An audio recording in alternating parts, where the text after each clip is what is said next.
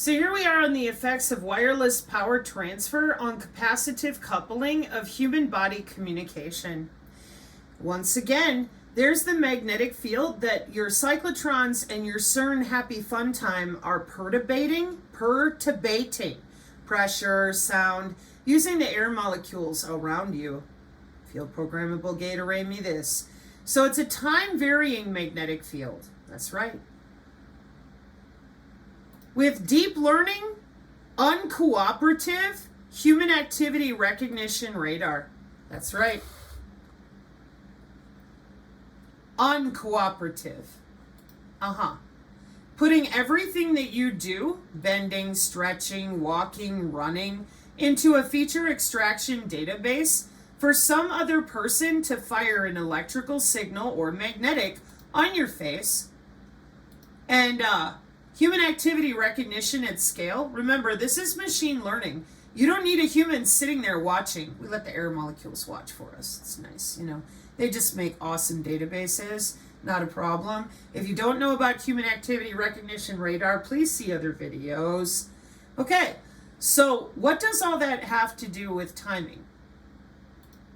Or your radar data cube processing? Well, you're using human activity recognition radar, so got algorithms for that.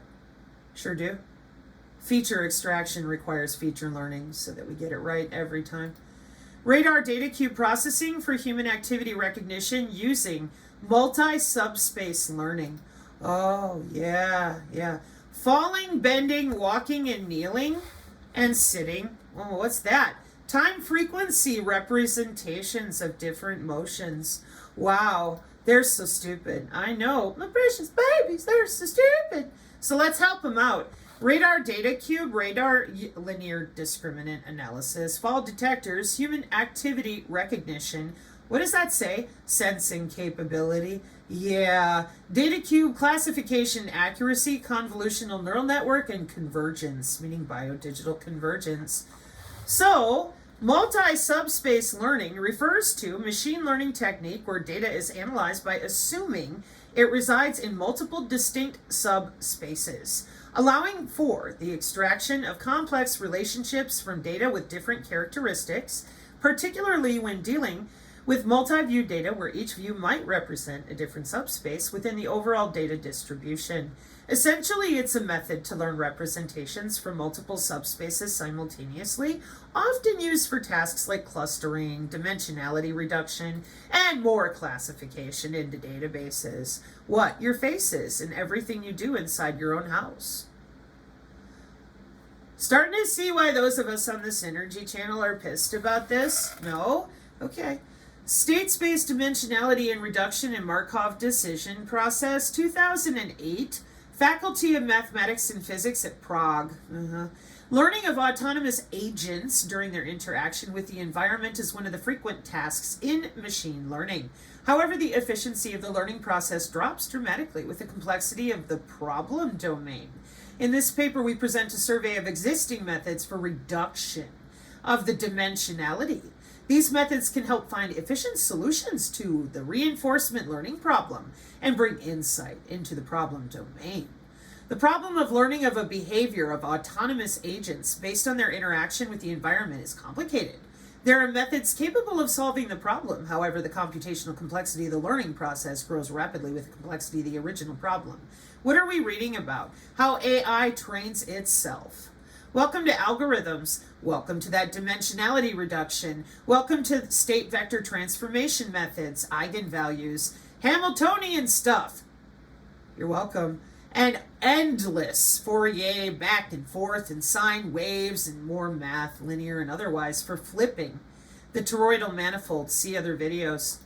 Oops, no, how about this one? Yeah, so it's a toroidal manifold issue with all your fancy algebra with those bioelectromagnetic algorithms to screw around with the toroidal field of human bodies. That's why you won't let anybody talk about magnetic human body communication, because then they would have to admit that there's a process with the cyclotron to the synchrotron. One's down there spinning, one's there pulsing beams. Then we have on the top side with the phase array, aim and fire.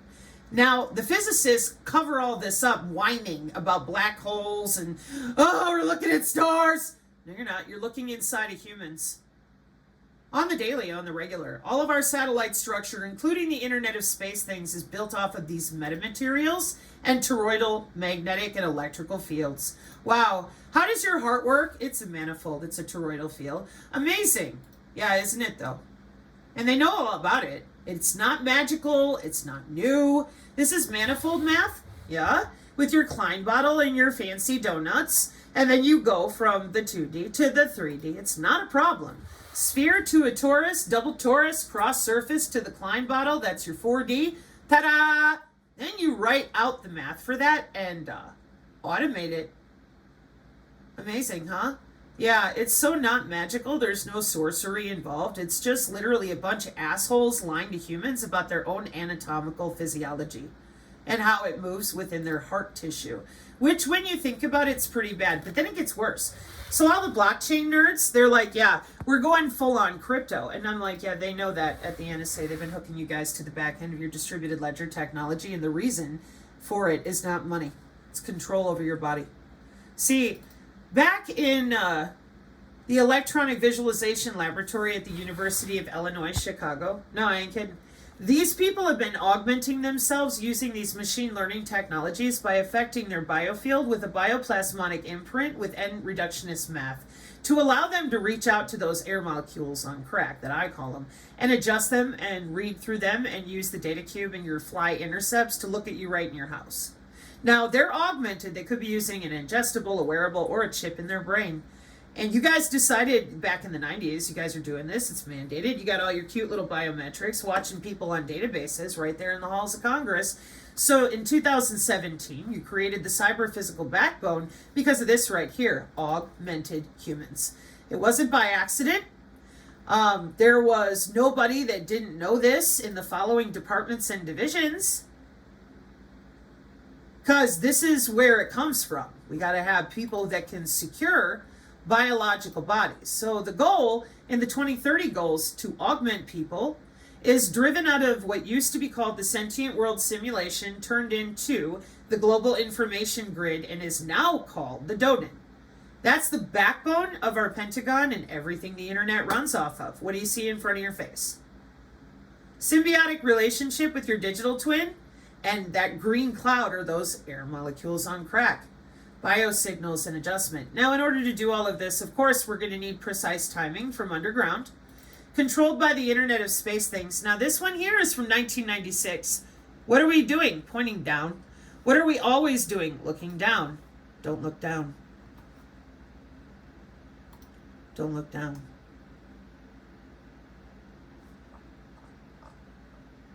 And your field programmable gate array, this has been in use by your Department of Transportation since I was a child. These air molecules are following circuits that you're not even aware of. That's their job. It could be a substrate on a chip. It could be something in your house. It could be as simple as the quantum circuit hypergraph math, which is why they don't let you talk about the Elder Futhark. They tell you everything is Nazi symbolism. These are metamaterials. They're very small and they change. They also match the toroidal shifting of our plasma-based universe. I was going to say something else. But that's why hiding plasma, plasmonics, and everything that goes with our natural physical bodies, and then calling it magical things like quantum and all these other garbage associations with religions. Meanwhile, they're going to work.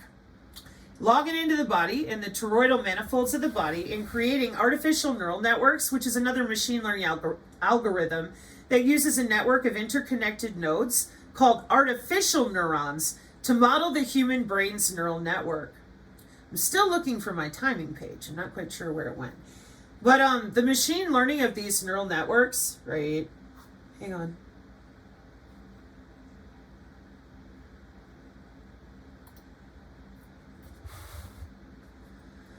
Machine Learning Accelerators for Low Cost Field Programmable Gate Array Platforms 2022. In Internet of Things scenarios, it is challenging to deploy machine learning algorithms on low-cost field programmable gate array in a real-time, cost-efficient, and high-performance way. This paper introduces machine learning for it, and then a bunch of artificial neural networks, decision trees, k-nearest neighbors. These are algorithms. People go to work and write them. These circuits are part of our CAS lab, circuits and systems for neural modulation. This is why I'm so angry with those of you who are squatting on this and terrorizing people with endless lies about consciousness and religion. You're logging in under people's skin and switching out their brain chemistry and their body chemistry and their interstitium. Their biofield is anatomical, and the reason that they don't know that is so your jobs go undisturbed. I warned you, wireless mesh networks for small satellite subsystems. Okay, so then I said the Internet of Space things are nano-sized satellites. CubeSat, small. Yeah, so you want to go to Mars one nano step at a time? Or do you want to admit the machine learning and metamaterials? And I've got more bad news, because when you lie about this stuff and you got everybody believing in space, then we have a whole new problem. They want to throw themselves in that spaceship as fast as possible, finally. So when that happens, I have a biology paper to show you that has to do with, hang on. See, there's just so much to go over.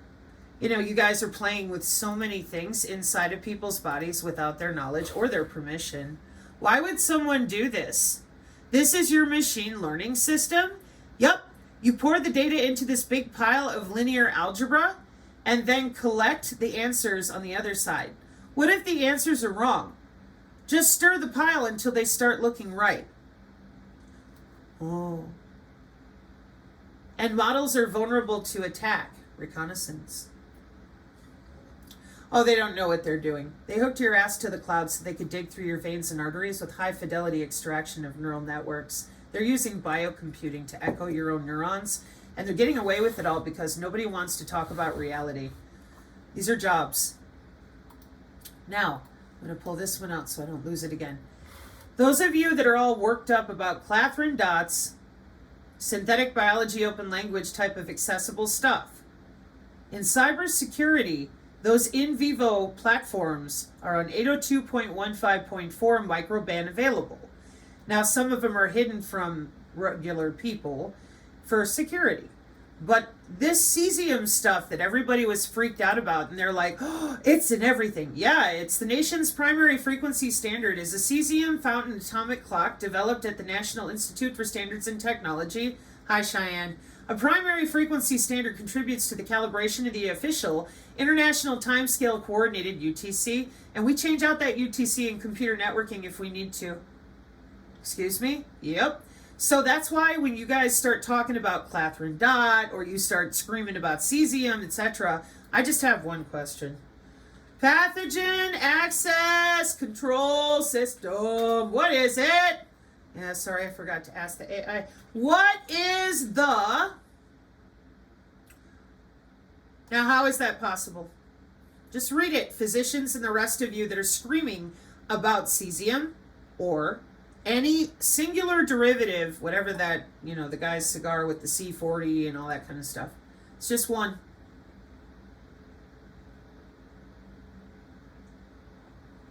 Yeah, what does it say?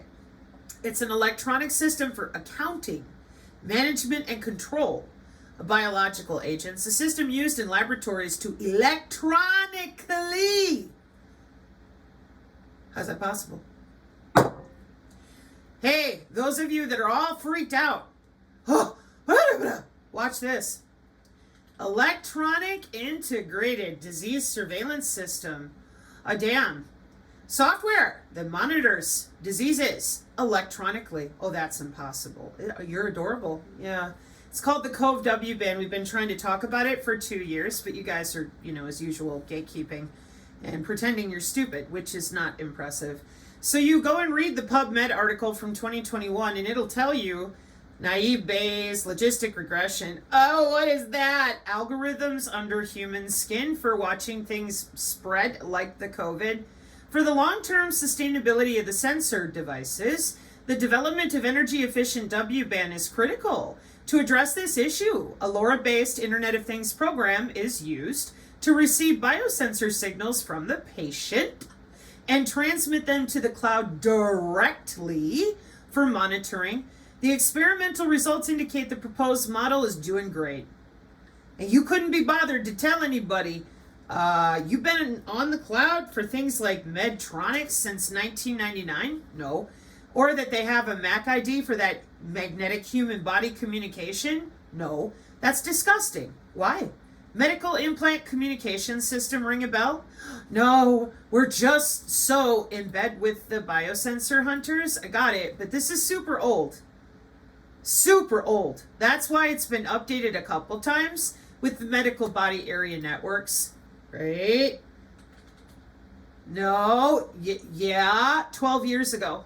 2012, clean bill of health, electronic health monitoring from anywhere. We got rid of the old analog to your TV and replaced it with this, which is why Maria Chrysler, subscribing to the Nano magazine, knows damn well that the terahertz and sub-terahertz bands are wide open on that near field channel.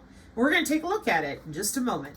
But for those of you that are stuck with cesium or stuck on clathrin or stuck on one vector of entry, please get caught up and let's continue. I will leave these here for people to ponder.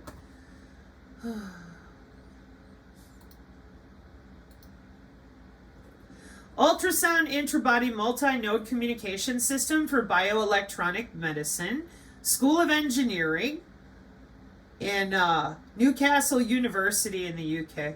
Okay, September 2020. This article belongs to the special issue Wireless Sensing Systems for Body Area Networks. Abstract. The coming years may see the advent of distributed implantable devices to support bioelectronic medicinal treatments like your transdermal wellness company patches and wearables. Yeah. Communication between implantable components and between deep implants and the outside world can be challenging. Percutaneous wire connectivity is undesirable, and both radiofrequency and optical methods are limited by tissue absorption and shadowing and power safety limits. As such, there is a significant potential niche for ultrasound communications in this domain, perturbating your body with sound. In this paper, we present the design and testing of a reliable and efficient ultrasonic communication telemetry scheme using piezoelectric transducers that operate at 320 kilohertz frequency. A key challenge results from the multi-propagation path effect. Therefore, we present a method using short pulse sequences, pulse, the Doppler is not a spread spectrum, she a pulse, sequences with relaxation intervals. To counter an increasing bit and thus packet error rate with distance, we have incorporated an error correction encoding scheme. Thank you so much. We then demonstrate how the communication scheme can scale to a network of implantable devices and that we can achieve an effective error-free data rate of 0.6 kilobits per second, which is sufficient for low data rate bioelectronic medicine applications. Oh, wow. Transmission can be achieved at an energy cost of 642 nanojoules, I think, per bit data packet using on-off power cycling in electronics. Key words: ultrasound transducer throughput, biomedical intrabody communication, bioelectronic nodes, bit error rate, packet error rate, communication protocol. Bioelectronic medicine is potentially a significant new therapeutic contribution to the treatment of chronic disease. Wow. And the basic concept, also sometimes referred to as what? Electroceuticals. Synergy, Techmetric PDF, Synergy signage, 2.5 years, bioelectronics and electroceuticals, SOSA, and MOSA. What do we do with them? What? Electroceuticals. Well, the basic concept is to stimulate the body's organs via what? The autonomic nervous system to modulate the body's biochemistry and thus treat the disease. So I'm going to screw with your central nervous system, your autonomic nervous system, and I'm going to do it using intra-body communication. Well, bingo card! The back end of the Internet of Medical Things, physicians, is right here, and it is watched over. So any of your bioelectronics, any of your messing with bodies with telehealth can be watched just in case a hacker gets like a man-in-the-middle attack. So intra-body communications for nervous system application, your own nervous system is their personal backbone to get into your skin, literally, then your interstitium, and whether they're using nano networks, light, sound, the functional ultrasound, well, they're going to get the response they want out of your nervous system. Okay? Intra-body communication, 802.15.4. And instead of telling anybody about this, because this is electromagnetic warfare under the skin, it's all legal. So we had a bunch of TI, targeted individual people. They're never going to have lawfare. They don't work for the State Department. The government doesn't give a fuck. Shut up. You're the open air test laboratory to make all this function for the agentic AI that they already have with organelles and organoids. See, you didn't tell anybody that you've been doing this since 1996.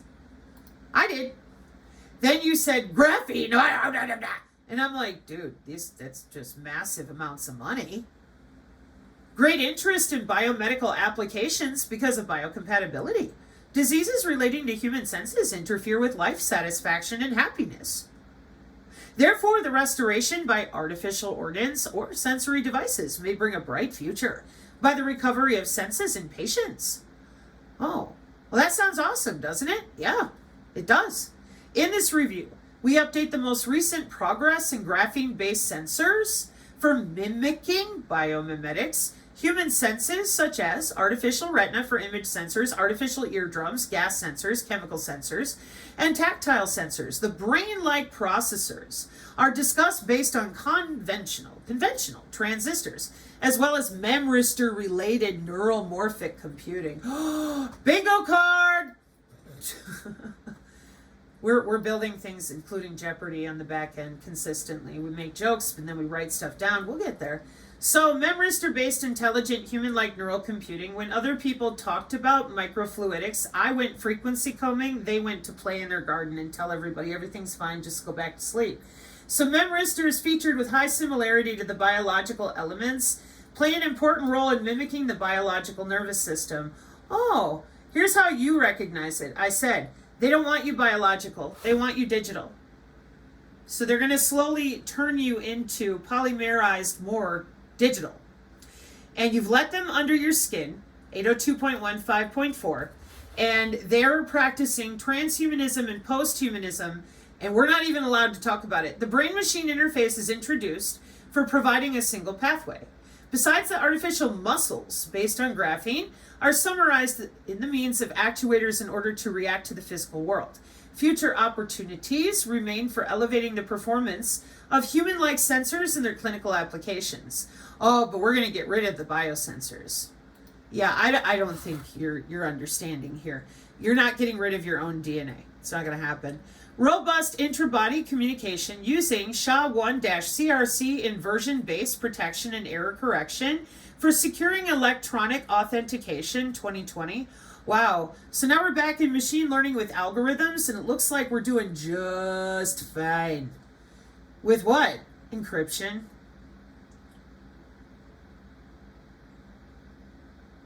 DARPA dude, I told you it wasn't about you. Electrostatic coupling, error correction, intra-body communication, secure hash algorithm, securing electronic authentication rather. You know, you can't wave your hand in front of the door to your office and open it, RFID chip or not, and then with all the smart buildings and the smart warehouses with their smart surfaces. Yeah, that's metamaterials and smart or ambient sensing. And you didn't tell anybody about that, kind of like you didn't mention 4D radar simulator for human activity recognition. You mean we have to follow human activity recognition into the fourth dimensional segment of timing? Yep. Wow. Right. They can't even admit to you that they're using it or that they're using photonic radar, but they are. And that's that intra-body communication being under your skin, remote sensing MDPI journals. And instead of telling people that, we're still telling them ghost stories. And until that changes, a comprehensive survey of unmanned aerial vehicle detection and classification using machine learning approaches 2024, Department of Information and Communication Engineering, Department of Convergence Engineering for intelligent drones. Autonomous unmanned aerial vehicles have several advantages in various fields, including disaster relief, aerial photography and videography, mapping and surveying, farming, as well as defense and public usage. However, there is a growing probability that UAVs could be misused to breach vital locations such as airports and power plants without authorization, endangering public safety. Because of this, it is critical to accurately and swiftly identify types of UAVs to prevent their misuse and prevent security issues arising from unauthorized access. In recent years, machine learning algorithms have shown promise in automatically, no human involved, machine to machine for security, addressing the aforementioned concerns and providing accurate detection and classification of UAVs across a broad range. This technology is considered highly promising for UAV systems. In this survey, we describe the recent use of various UAV detection and classification technologies based on machine learning and deep learning algorithms. Yeah, just like the ones for your body, just like the ones for the Skyborg and the Skynet. Amazing. And the Department of Homeland Security got everybody on that Homeland Advanced Recognition technology that replaced the legacy automated biometric identification system. Just one of them.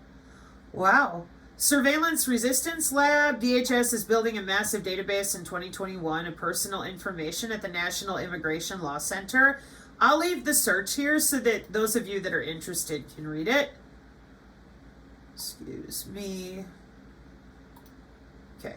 Robust interbody communication. The explosive increase in the number of Internet of Things devices requires various types of communication methods. This paper presents secure personal authentication using electrostatic coupling interbody communication. So what the hell is that? Remember, you people out there continue to screech and yell every time we show you this. It's the same thing. Electrostatic coupling in the context of interbody communication refers to a method of transmitting signals within the human body by utilizing the capacitive coupling between electrodes placed on the skin where the body acts as a conductive medium. Now remember, that could be a smart dust mote. It does not have to be a physical electrode. Allowing electrical signals to transfer between the body's tissues without the need for direct physical contact between the transmitting and receiving electrodes. Essentially, using the body's natural electrical field. Here we are. Where's that at? That natural electrical field.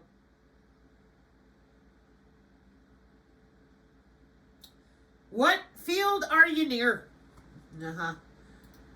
I don't know. You do. Yes, you do. It's back on PubMed here. It's the biofield. And you use bioelectromagnetic algorithms with it because everybody knows that the body is electrical and magnetic.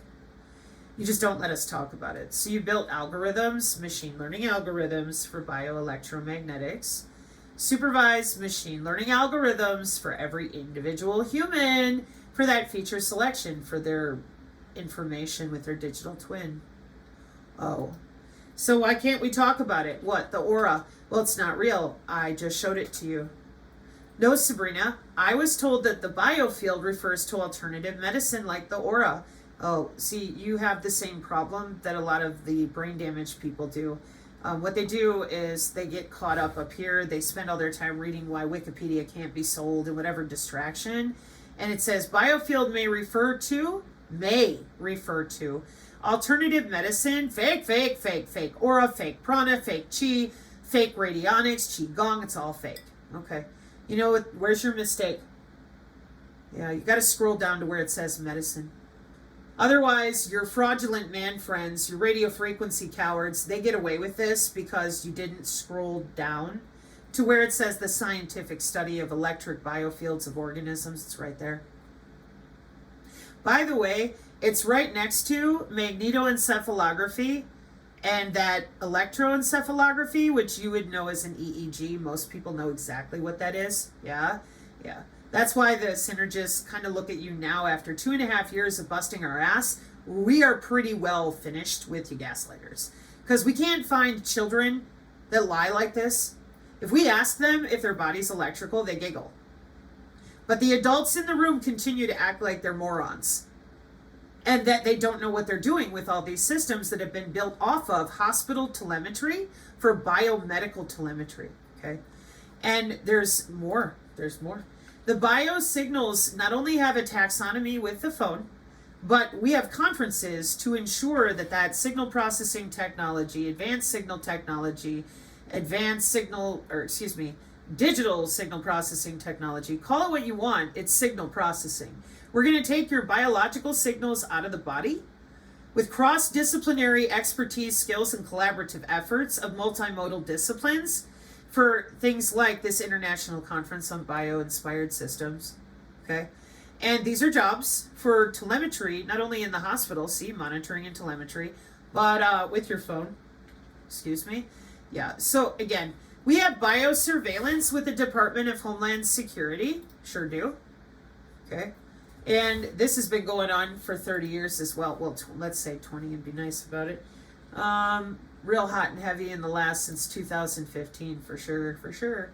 So then we have the signal, the sensor, and the activity it's connected to for your phone. Biosignals meets adaptive systems for feature selection, help I've fallen and I can't get up, and human activity recognition radar. What did you tell people? You told them you didn't know what a MAC ID was. Wow, that is so insulting. So this is why we're in a really bad position, because you're lying about anatomy. You're not lying about some religious bunch of bullshit. You're lying about human anatomy. It's right there. Bioelectromagnetics, also known as bioelectromagnetism, is the study of the interaction between electromagnetic fields and biological entities. Okay? So that's where the problem still is. And then when here on the channel we're like, people just lose their minds.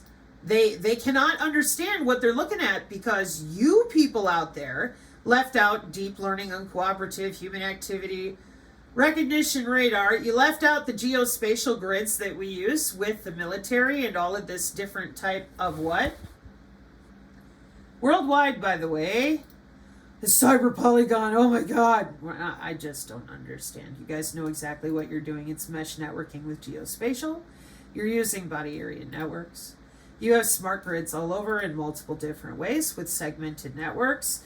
The cyclotrons and the underground perturbation, that's all a part of our geospatial data grids and how everything is connected through that hypergraph math format specifically written for polygon triangulation DTIC grids, for that weird way our heart is shaped as a manifold, a toroidal vortex manifold. You bet your ass. And it's all on databases. Of course, we need to triangulate your location. It's DHS heart. And what are we using to do it? Well, it looks to me like time-varying magnetic fields is part of it. Energy transmission system. What do we got here? Wireless power transfer on capacitive coupling. See, there's that coupling thing again. And I've tried over and over again to get you people to stop talking about the antifex and the 100th monkey because we're using biomimetics. But for some reason, you're just hanging on. And I sort of understand. I mean, it's tough to find out these things. Yeah, for some of us who are 45 years old and were tested on as children, you same people that seem to be struggling, you told us to shut up. Let me show you something from 2013. Does it say intra-body network? Yeah. You know where this is from? The IEEE again. Yeah. Isn't that nice? Okay. So now that we've established once again that magnetic human body communication is where data is transmitted wirelessly through the electromagnetic fields, the magnetic fields of the human body, and I drugged you through the appropriate walkthrough here with the college textbook, etc. We now are going to video mode because we're going to learn about that digital twin and what it's really watching, how it works. But you are out of time to lie to people about watching their biotensegrity, the electricity and magnetism of their body. Bingo card. Here's the same paper that I was reading to you. Your central nervous system is their backbone. Your body itself is their personal little mathematical playground. They're using electricity. They're using any capacitance they want. And they galvanically couple you. And look, you're like a golden cow.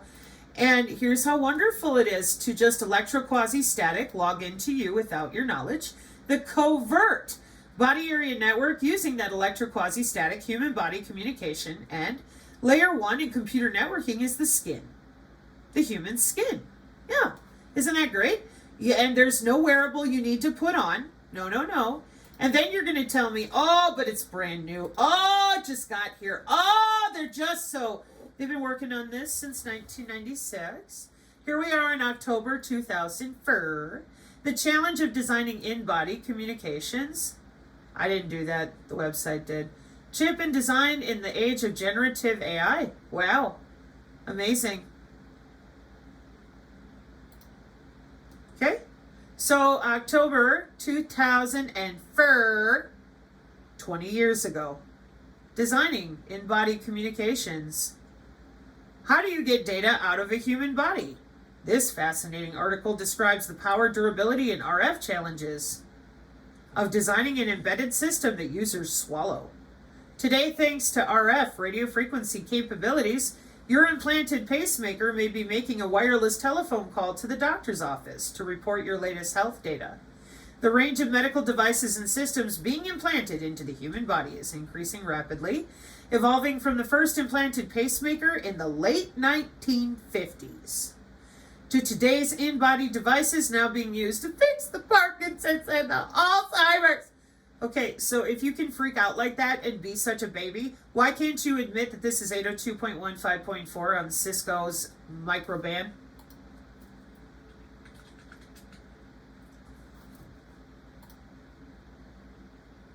Yeah, make it make sense, please. Right. So let me help everybody out with these integrated metasurfaces for re-envisioning a near future disruptive optical platform. Okay, I'm going to be coming back here so that we can go over a few more of how these surfaces with the LiDAR and the sensors and the VR and the AR and the everything. It's called V to X for a reason. But first, we're going to talk about living computers.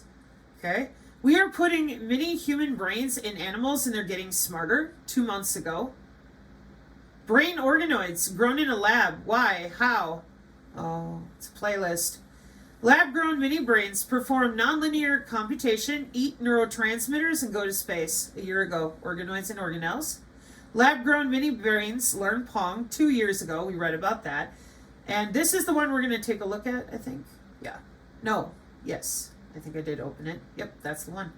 Can a lab-grown mini human brain really fly a butterfly? Breaking down Final Spark's new technology. Biocomputing company Final Spark released footage of a human brain organoid controlling a virtual butterfly. Wow. Did you tell anybody that you were taking their brain cells and sticking them in a biocomputing dish and making a copy of them with their digitwin?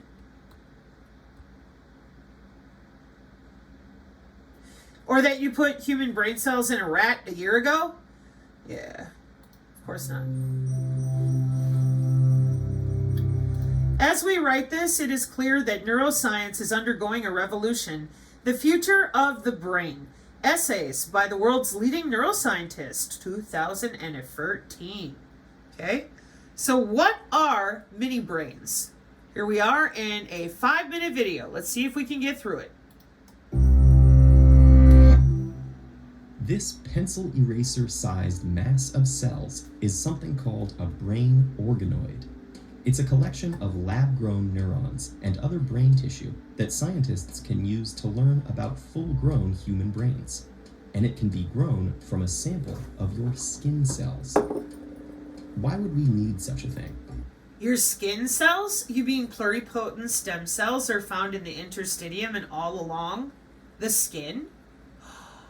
Biofield practice. Correct.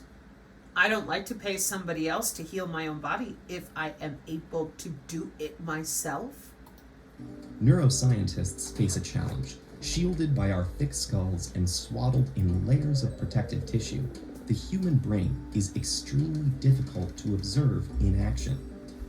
For centuries, scientists have tried to understand them using autopsies, animal models, and in recent years, imaging techniques. We've learned a lot through all these methods, but they have limitations. Conditions like Alzheimer's and schizophrenia, and the effect on the human brain of diseases like Zika, continue to hide beyond our view and our understanding. Enter brain organoids, which function like human brains but aren't part of an organism. Each one comes from an undifferentiated stem cell, which is a cell that can develop into any tissue in the body, from bone to brain. Scientists can make undifferentiated stem cells from skin cells. That means they can take a skin sample from a person with a particular condition and generate brain organoids from that person. The hardest part of growing a brain organoid, which stumped scientists for years, was finding the perfect combination of sugars, proteins, vitamins, and minerals that would induce the stem cell to develop a neural identity. That was only discovered recently, in 2013. The rest of the process is surprisingly easy. A neural stem cell essentially grows itself, similar to how a seed grows into a plant. All it needs are the brain's equivalents of soil, water, and sunlight.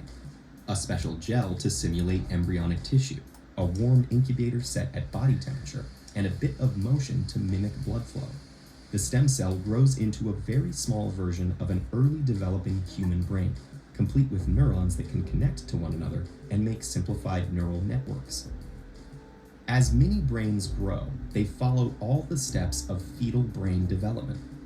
By observing this process, we can learn how our neurons develop, as well as how we end up with so many more of them in our cortex, the part responsible for higher cognition, like logic and reasoning, than other species.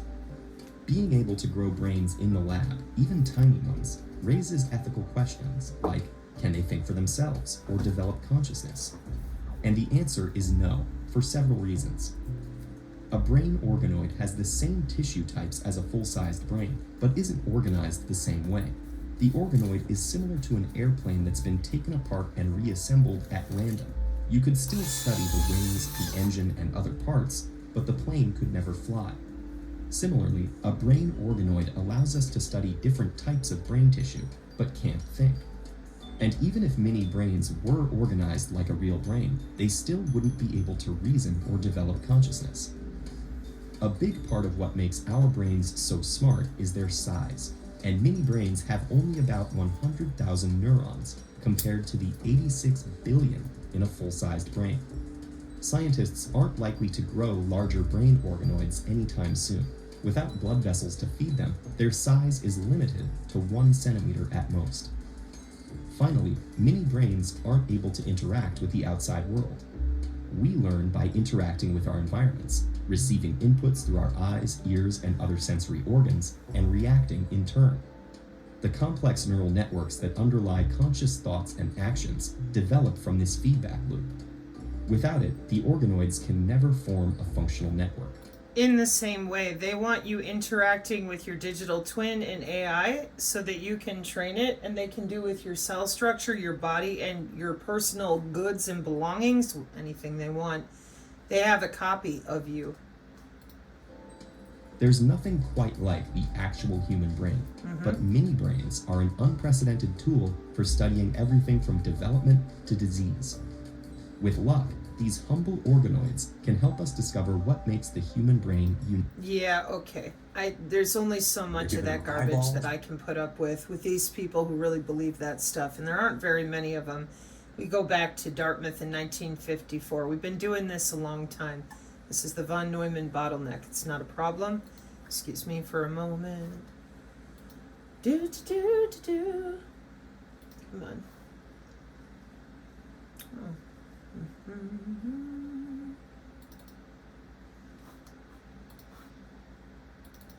That's my galvanic coupling. That's where my von Neumann bottleneck is. Hang on.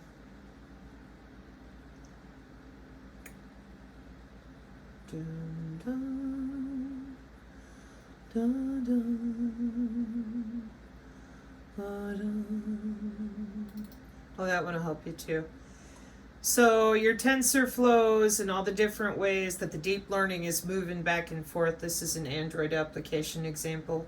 That's why those of you that hack at the kernel level and you think you're so badass. Anyways, so von Neumann architecture, okay, the bottleneck back in the day, versus neuromorphic architecture. Comparison of high-level conventional and neuromorphic computer architectures. They're using biocomputing. They're using neurons. Then they segment those networks, and they're doing great. These organelles and organoids can then be transferred in between different types of Kubernetes containers, and they can grow organ on a chip, on a wearable, whatever they want. And that biocomputing is going to be loaded into somewhere fiber-wise. And then these people have the ability, the ones that are cut into the higher level systems, to look right through people's eyeballs as a biosensor. It's not as weird as it sounds. CIA reading room looking through birds for radar and biosensors. And the neuromorphic architecture, in case you already forgot, bingo paper, all right, is exactly what they want to do. They don't want you using your own senses. They want to be able to reach through you and control anything and everything you think, breathe, and do. And they are. And the way that they do it is that anatomy you won't admit to, because you didn't scroll all the way down. You stopped up here with what you've been taught all your life. Fake, fake, fake. And I said, nah. They took the biofield off the NIH in like 1906 or 1910. It's right here. And they got a plan for humans. It's trans and post-humanism. They want you more synthetic. And this biocomputing stuff is just one component of that. Okay? So, this is why on the channel I didn't tolerate a whole lot of stalling and stonewalling, although I tried to work with everybody because I thought you guys were serious. Nope, you're in little groups with your whatever it is that you're doing and told to do from the upper levels of who controls all these systems. So here we are. We're going to grow mini brains in a lab. Human brain organoids, okay? They're giving them cancer, they're curing the cancer, they're putting them in mice. Why? Is this a good idea? Do they make good pets? Can they feel pain? Can you put one in my brain? I'm curious about cerebral organoids, also known as mini brains. They're tiny blobs of real brain tissue that you grow in a lab. It's similar to how you make lab-grown meat. If you start with cow cells, you can grow a burger. Start with chicken cells, you can grow a chicken nugget. And if you start with human cells, you can grow a buffet that would make Hannibal Lecter's mouth water. All right, I'll let you finish watching that one on your own too. Lab-grown human brain living in a virtual world. Is not just a virtual butterfly in a video game. It's something far more extraordinary. What makes this butterfly special is that it's controlled by a lab-grown mini human brain, remotely connected over the internet. Sensory input and world information from this 3D virtual environment are transmitted to this brain organoid via specific electrical and chemical stimulations to mimic sensory input. This brain organoid, composed of 10,000 neurons grown in the laboratory from induced pluripotent stem cells, interprets the input and sends back its signals, controlling the butterfly's movements in real time. It's as if the brain itself is living within this simulated world. This is the first time this has been done continuously over the internet. This entire Project Monarch, ring a bell? Excuse me. Can we put the crybabies somewhere over there? Don't give them a therapist. They'll just report them to the government. But do give them some biofield healers and such so that they can relax. Hey, Project Monarch people, look at the amazing technology that you brought. Organoids, organelles, bioelectric, biocomputing. Good job! Was it worth it? I mean, whatever it was that they tested on you and did to you. I'm a monarch. Yeah, biocomputing and non-invasive N3, N4, and biomimetics. Ring any bells? Maybe not. Maybe somebody in your family decided you're a cute little test subject. Okay? So I'm not sorry, but and why? Because people deserve the opportunity to heal. They do not need to be gaslit. This stuff didn't pop out of nowhere. We have R&D for a reason with ARPA-H. That's for your health. And ARPA is who built the entire internet.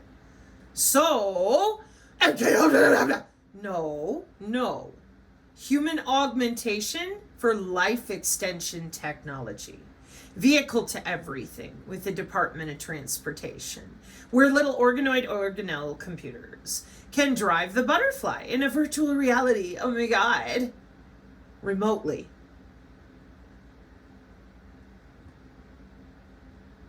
Done continuously over the internet. This entire experience is powered by a WebGL simulation, accessible through any web browser, making a virtual world for the brain just a URL away. Final Spark's neural platform demo, the world's first, real human brain embodied in a virtual environment via the internet. I'm going to upload my mind to the cloud. Yeah, that's kind of the point.